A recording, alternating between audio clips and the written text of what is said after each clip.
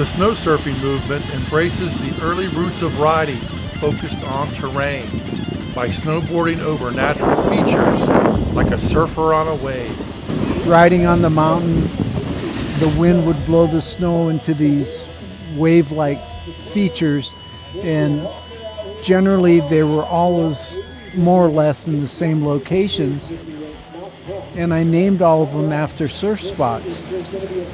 Outside Pipeline, and this one's Alamoana. And Mount Bachelor, was always been like my home break.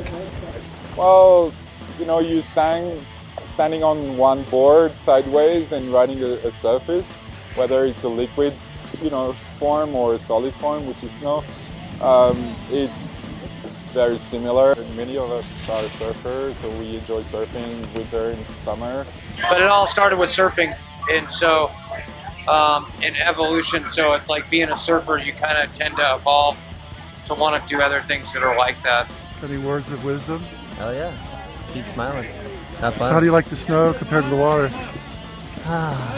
It's just frozen. A frozen version of it, if it's done right. What equipment are you on today? I'm riding a Gymnastics. The heart of the snow surf movement is in Japan, where surfing the ocean and the snow has always gone hand in hand. So the brand is called Gymnastics. It's a brand from Japan. Started in 1998, so we celebrated our 20th anniversary this season. We've been trying to keep the snow surfing alive since 1998. Back in the days, we only had one model with 20 boards. Now we grew up to maybe 50 different models and maybe a couple thousand boards production this season. This influence, I think, originating where I think Gymnastics and Taro Tamai and that whole community picked up, where, as they would say, like where Winter Stick left off. Then there's all these guys coming out of the woodwork now. They've always been riding this way, but now they have boards that are progressing it. Surfing on the snow is in snowboarding's DNA. Only a surfer really knows that feeling. It was most like surfing, snowboarding is, than any other sport, than skateboarding or windsurfing or any of the other sports that kind of grew out of surfing.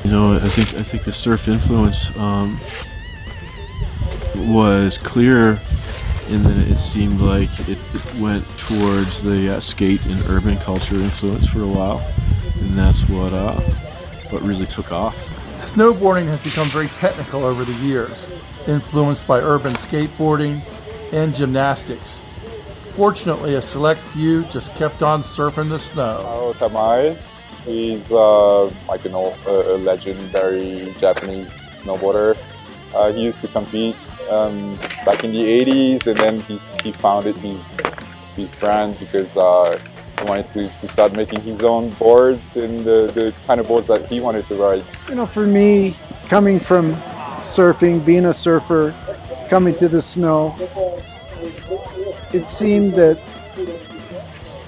surfing really translated well to snowboarding. A core group of boarders kept that surf style, and the movement back is becoming very popular. Many companies now have snow surf style boards, and new brands like Elevated Surfcraft are dedicated full-time to the movement. If you hold on a board that planes you enough, you can stay on the top like 4 to 6 inches and not get bogged down in it, but be able to dig in turns. The last couple of days it was a little more dusty on crusty, so you had to stay really light on top and kind of swivel through, and you couldn't really dive or bite a turn. Today you can kind of set it in, all these nice tracks, and make that 3D surface area so that you're riding on the edge and the base. I gotta say, if you like surfing and chasing waves, that white wave is always breaking somewhere. You could bring your carving into snowboarding, you could bring your airs into surf. I don't know. It's like, Yeah, I get it. so it's just whatever. It's actually just trying to have fun and look cool while you do it, or have fun and be cool, or I don't know, stay young. It's really cool to see this happening. It's the next evolution of snowboarding. Or it's another component of it. It doesn't take away anything from other approaches to it. It's just fun.